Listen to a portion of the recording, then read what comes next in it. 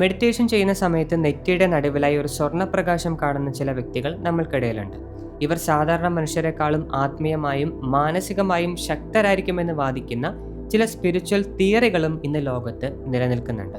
പക്ഷെ മിക്ക സമയത്തും ഇവിടെ ശ്രദ്ധിക്കാതെ പോകുന്ന ഒരു കാര്യം, ഇങ്ങനെ ആദ്യമൊക്കെ ചില അനുഭവങ്ങൾ വന്നാലും അതിനെ നിലനിർത്താൻ പലർക്കും സാധിക്കാറില്ല. ഇനി ഒരുപാട് ദിവസങ്ങൾ തുടർച്ചയായിട്ട് ഒരു പ്രകാശം നിലനിർത്താൻ സാധിച്ചാലും ഇതിൻ്റെ അർത്ഥം എന്താണ്? ഇത് കൃത്യമായി ഉപയോഗിച്ചാൽ അവർക്ക് എന്തെല്ലാം ശക്തികൾ ലഭിക്കും? അവർ എത്ര ഡെവലപ്പ് ആവുമെന്ന് ഇത്തരം ആൾക്കാർക്ക് ഒരു ഐഡിയയുമില്ല.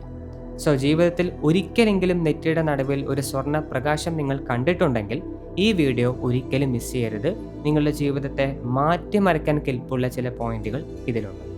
നിങ്ങൾ ചെയ്യുന്ന മെഡിറ്റേഷനോ അല്ലെങ്കിൽ യോഗ സാധനകളോ ഒരു പിച്ച് കടന്നു കഴിഞ്ഞാൽ, ഒരു ടൈപ്പ് ഓഫ് തീവ്രത അല്ലെങ്കിൽ ഒരു ഇൻറ്റൻസിറ്റി ക്രോസ് ചെയ്ത് കഴിഞ്ഞാൽ ഏറ്റവും താഴെ നിൽക്കുന്ന ഫസ്റ്റ് ചക്ര, ദ റൂട്ട് ചക്ര അല്ലെങ്കിൽ മൂലാധാര ചക്രം ആദ്യമായിട്ട് ആക്ടിവേറ്റ് ചെയ്യാൻ ആരംഭിക്കും. ആദ്യമായിട്ട് അവിടെ ഒരു സ്റ്റിമുലേഷൻ ആരംഭിക്കും. ഈ സ്റ്റിമുലേഷൻ ഒരു എക്സാമ്പിൾ സഹിതം പറയുകയാണെങ്കിൽ, ഒരുപാട് കാലമായിട്ട് അടഞ്ഞു കിടക്കുന്ന ഒരു വാട്ടർ ബോട്ടിൽ ഒന്ന് സങ്കല്പിക്കുക. നിറയെ വെള്ളമുണ്ട്, വളരെ ടൈറ്റായിട്ട് അതിൽ വാട്ടർ പാക്ഡ് ആണ്. പക്ഷേ നമ്മൾ ഇതുവരെ തുറന്നിട്ടില്ല, അതിനെ അനക്കിയിട്ടില്ല. ഈ ബോട്ടിൽ നിങ്ങൾ ചെറുതായിട്ടൊന്ന് തുറക്കാൻ ശ്രമിച്ചാൽ തന്നെ പൊട്ടിത്തെറിച്ചുകൊണ്ടാണ് വെള്ളം മുകളിലോട്ട് വരിക. കാരണം എന്താണ്? ഒന്നാമത് അത്രയും കാലം അതിനുള്ളിൽ വെള്ളമുണ്ട്, രണ്ടാമത് വളരെ പ്രഷറോടെയാണ് അത് നിൽക്കുന്നത്. സോ ചെറുതായിട്ട് നിങ്ങളൊന്ന് തൊട്ടാൽ പോലും അത് പൊട്ടിത്തെറിച്ച് മുകളിൽ വരാനുള്ള സാധ്യത വളരെ ഹൈ ആണ്. അതുപോലെ തന്നെയാണ് ഓരോ മനുഷ്യൻ്റെ കാര്യം. നിങ്ങൾ കൺസിസ്റ്റൻ്റ് ആയിട്ട് ധ്യാനം ചെയ്യാൻ ആരംഭിച്ചാൽ ഈ ഊർജ്ജങ്ങളെല്ലാം സ്വരൂപിക്കും. അത് മുഴുവൻ മൂലാധാരത്തിൽ വന്ന് അടിഞ്ഞുകൂടും. നാം ഒരു പോയിന്റ് ക്രോസ് ചെയ്ത് കഴിഞ്ഞാൽ മൂലാധാരത്തിൽ നിന്നും സുഷുമ്നാ നാഡിയിലൂടെ, നിങ്ങളുടെ നട്ടലിലൂടെ മുകളിലേക്ക് സഞ്ചരിക്കാൻ ആരംഭിക്കും. ഒരു പ്രഷറോടെ പൊട്ടിത്തെറിച്ചുകൊണ്ട് മുകളിലേക്ക് പോകാൻ ആരംഭിക്കും. ഇങ്ങനെ പോകുന്ന സമയത്ത് ചിലപ്പോൾ അനാഹത ചക്രയായിരിക്കും, ചിലപ്പോൾ ഹാർട്ട് ചക്രയിലാണ് നിങ്ങൾക്ക് വൈബ്രേഷൻ അനുഭവിക്കുക. പെട്ടെന്ന് ശരീരം ഇങ്ങനെ വൈബ്രേറ്റ് ആവും, പെട്ടെന്ന് കണ്ണിൽ നിന്ന് വെള്ളം വരും. എന്താണെന്നറിയില്ല, ധ്യാനം ഒരുപാട് ഫോക്കസ് കൂടാൻ ആരംഭിക്കും, നിങ്ങൾക്ക് ശരീരം മറക്കും. ഇത് അനാഹതയിലേക്ക് ഫോഴ്സ് തട്ടിയാൽ കാണുന്ന ചില സൈൻസ് ആണ്. ഇനി ഈ അനാഹതയും കടന്നുകൊണ്ട് ചിലർക്ക് ആജ്ഞാചക്രമായിരിക്കും ഡോമിനന്റ്. ചിലപ്പോൾ അതായിരിക്കും കുറച്ചുകൂടെ സോഫ്റ്റ് ആയിട്ട് നിൽക്കുന്നുണ്ടാവുക. അപ്പോൾ ഈ ഊർജ്ജം മുഴുവനും ആജ്ഞാചക്രത്തിൽ പോയി ഇടിക്കും. ശരിക്കും ഒരു കൊളിഷനാണ് സംഭവിക്കുന്നത്. ഈ സമയത്താണ് ഒരു സൂര്യപ്രകാശം എന്ന് പറയും, അല്ലെങ്കിൽ സ്വർണ്ണ നിറത്തിലുള്ളൊരു പ്രകാശം അവിടെ നിങ്ങൾക്ക് കാണാനും അനുഭവിക്കാനും സാധിക്കുന്നത്. അവിടെ നല്ല ചൂടൊക്കെ തോന്നും. കാരണം ഇതാണ്, ഫസ്റ്റ് ടൈമായിട്ട് നിങ്ങൾ കുണ്ടലിനിക്ക് ഒരു റൂട്ട് കൊടുത്തിരിക്കുകയാണ്. ഇത്ര കാലമായി അടിഞ്ഞുകൂടി നിന്ന ആ ഒരു മഹാദൈവിക ഊർജത്തിന് ഒരു വഴി നിങ്ങൾ തുറന്നു കൊടുത്തിരിക്കുകയാണ്. അതുകൊണ്ടാണ് ആജ്ഞാചക്രത്തിൽ ആ ഒരു പ്രകാശം അനുഭവിക്കുന്നത്. പക്ഷെ അനുഭവിച്ചത് കൊണ്ട് മാത്രം, ആദ്യമായിട്ട് നിങ്ങളെ സ്വർണ്ണപ്രകാശം കണ്ടത് കൊണ്ട് മാത്രം ഇതിവിടെ അവസാനിക്കുന്നില്ല. നൗ ഇത്തരം അനുഭവങ്ങൾ ഉള്ളവർ എന്തുകൊണ്ടാണ് സാധാരണ മനുഷ്യരെക്കാളും ശക്തരാണ് എന്ന് പറയാനുള്ള റീസൺ, ഇവിടെ നിങ്ങൾക്കൊരു അഡ്വാൻറ്റേജ് ഉണ്ട്. ഇപ്പോൾ കണ്ടിന്യൂസ് ആയിട്ട് ചിലർ സാധന ചെയ്തുകൊണ്ടിരിക്കുന്നുണ്ടാവും. അവർക്ക് ചിലപ്പോൾ ധ്യാനത്തിൻ്റെ അനുഭവം ഉണ്ടാവില്ല, ഈ പറഞ്ഞ പ്രകാശവും അവർ കാണില്ല, വൈബ്രേഷനും ഉണ്ടാവില്ല. പല സമയത്ത് അവർ പറയുന്ന കംപ്ലൈൻറ്റ് മനസ്സിന് കോൺസെൻട്രേഷൻ ഇല്ല എന്നുള്ളതാണ്. അവർക്ക് കുറച്ചുകൂടെ കൂടുതൽ പ്രാക്ടീസ് ചെയ്താൽ അത് ശരിയായി വരുള്ളൂ, അതാണ് ഫാക്റ്റ്.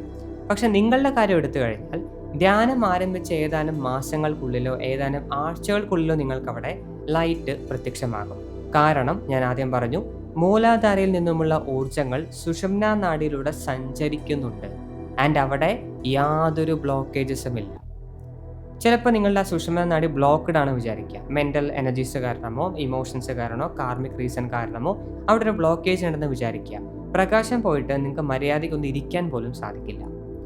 സ്പൈൻ സ്ട്രെയിറ്റ് ആയിട്ട് ഊർജ്ജങ്ങളെ അങ്ങോട്ടും ഇങ്ങോട്ടും ട്രാൻസ്മിറ്റ് ചെയ്യാനും സാധിക്കില്ല. അതാണ് ഏറ്റവും വലിയ കുഴപ്പം.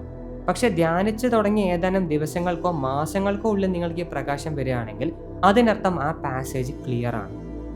സുഷുമ്നാ നാഡി ക്ലീൻ ആണ്, നട്ടൽ ക്ലിയർ ആണ്. ഓട്ടോമാറ്റിക്കലി മൂലാധാരയിൽ ഉണർത്തുന്ന ഏതൊരു കുണ്ടലിനി ഫോഴ്സും നിങ്ങൾക്ക് കറക്റ്റ് പ്രാക്ടീസിലൂടെ ഘട്ടം ഘട്ടമായിട്ട് ഉയർത്താൻ സാധിക്കും. വളരെ മെല്ലെ അത് ഉയർന്നു വന്നുകൊണ്ടേയിരിക്കും. ഇനി ഞാൻ പറഞ്ഞു, തുടർച്ചയായി ഇത് കാണുന്നവരുണ്ട്, ലൈറ്റ് കാണുന്നവരുണ്ട്. അവരുടെ കാര്യം എന്താ പറഞ്ഞാൽ, സ്ലോലി അവർ നോട്ടീസ് ചെയ്യുമെന്ന് പോലും നമുക്ക് പറയാൻ പറ്റില്ല. സ്ലോലി അവരുടെ ഫിസിക്കൽ ബോഡി ഒരുപാട് സ്ട്രോങ് ആവാൻ ആരംഭിക്കും. ഉറക്കം കുറച്ച് മതി, ഭക്ഷണം കുറച്ച് മതി, മൈൻഡ് പെട്ടെന്ന് ഒരു ലേസർ ഷാർപ്പായിട്ട് ഫോക്കസിലേക്ക് വരും. എല്ലാ കാര്യവും നല്ല കോൺസെൻട്രേഷനോടെ ചെയ്യാൻ സാധിക്കും. ഒരു ഡീറ്റെയിലും മനസ്സിന് മിസ്സാവില്ല. മാത്രമല്ല എനർജറ്റിക്കലി അവർ വളരെ അട്രാക്റ്റീവ് ആവും. മീൻസ് പല ഫോഴ്സുകൾ അവരെ തേടി വരും. പല പുതിയ ജ്ഞാനങ്ങൾ അവർ നേടാൻ ആരംഭിക്കും. ചുറ്റുമുള്ള ആളുകൾക്ക് എന്താണെന്ന് പറയാൻ സാധിക്കില്ല, പക്ഷെ അവരോട് ഒരു എന്തെന്നില്ലാത്തൊരു അട്രാക്ഷൻ ഫീൽ ആവും. ഇതൊരു ഫിസിക്കൽ ഓർ മെൻ്റൽ അട്രാക്ഷൻ അല്ല. പ്രാണിക് എനർജി ഒരു പോയിന്റിന് മേലെ ഉയരാൻ ആരംഭിച്ചാൽ ഇത് നോർമൽ ആയിട്ടുള്ള റിയാക്ഷനാണ്. ഓക്കെ, ഇതാണ് സംഭവിക്കുക. ഓട്ടോമാറ്റിക്കലി ഇവർ സാധാരണ മനുഷ്യരെക്കാളും അഡ്വാൻറ്റേജിലാണ്. അതുകൊണ്ടാണ് തുടക്കത്തിൽ പറഞ്ഞത് പ്രകാശം കാണാൻ പറ്റിക്കഴിഞ്ഞാൽ അതിനർത്ഥം ഇതാണ്: your passage is clean and clear. ഓരോ ദിവസം ധ്യാനിക്കുമ്പോഴും ഇത് കോമ്പൗണ്ട് ആയിക്കൊണ്ടിരിക്കും. ഈ ഊർജം വർദ്ധിച്ചുകൊണ്ടിരിക്കും. ഇത് വർദ്ധിക്കുക ഇങ്ങനെ കൂടിക്കൂടി വന്നുകൊണ്ടേയിരിക്കുമ്പോൾ നിങ്ങളുടെ ശക്തിയും കൂടി വന്നുകൊണ്ടേയിരിക്കും. അപ്പം മറ്റുള്ളവർ വിചാരിക്കും നിങ്ങൾ എന്തോ വലിയൊരു അമാനുഷികമായ ഫോഴ്സ് ആണെന്ന്. പക്ഷെ സത്യത്തിൽ എന്താണ്? നിങ്ങളുടെ നാഡി ക്ലീനാണ്. നിങ്ങളുടെ കുണ്ടലിനി ഊർജങ്ങൾ താഴ്ന്ന് മുകളിലോട്ട് പോകുന്നുണ്ട്. നൗ ഇവിടെ ചില ആൾക്കാർ ചെയ്യുന്നൊരു മിസ്റ്റേക്ക്: ആദ്യം പ്രകാശം കാണും, പിന്നെ പ്രകാശം കാണില്ല. അപ്പോൾ അവർ വിചാരിക്കും എന്തോ പ്രശ്നം പറ്റിയത്. മറ്റു ചിലർ തുടർച്ചയായിട്ട് പ്രകാശം കാണും ആൻഡ് അവരവിടെ സ്റ്റക്കായി പോകും. അതിന് മുകളിലോട്ട് പോവില്ല. ഇവിടെ ഒരു സൊല്യൂഷൻ ആവശ്യമുണ്ട്. നെറ്റിയുടെ നടുവിൽ ഒരു ലൈറ്റ് കണ്ടതുകൊണ്ട് എല്ലാം പൂർണ്ണമാകുന്നില്ല. ഇതാണ് സൊല്യൂഷൻ. കാരണം പലരും ഇവിടെ നിർത്തലാണ് പതിവ്. എനിക്കിവിടെ ലൈറ്റ് കാണുന്നു, അതോടെ അവർ വിചാരിക്കും ദേ ആർ സക്സസ്ഫുൾ. അങ്ങനെയല്ല.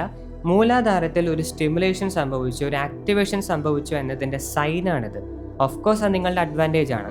പക്ഷെ അവിടെ മാത്രം നിങ്ങളുടെ കുണ്ടലിനി നിന്നതുകൊണ്ട് എന്തെങ്കിലും പ്രയോജനമുണ്ടോ?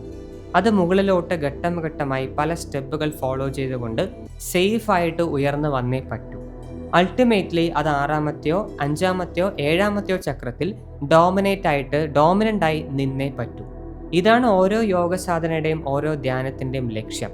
പക്ഷെ പലരും എന്ത് ചെയ്യും? അവർക്ക് എന്തൊക്കെയോ ലൈറ്റ് കണ്ടോ, ഏതൊക്കെയോ പ്രകാശം കണ്ടോ, അതോടെ അവരവരുടെ പരിപാടി തന്നെ നിർത്തും. അവരെന്തോ വലിയ സംഭവമായെന്ന് അറിയാതെ ഒരു ഈഗോ ട്രാപ്പിൽ പെടും. അങ്ങനെ ഒരിക്കലും ചെയ്യരുത്. അതിനുള്ളൊരു സൊല്യൂഷൻ, നിങ്ങളിപ്പോൾ ധ്യാനിക്കുന്നുണ്ടെങ്കിൽ അത് കണ്ടിന്യൂ ചെയ്യാം.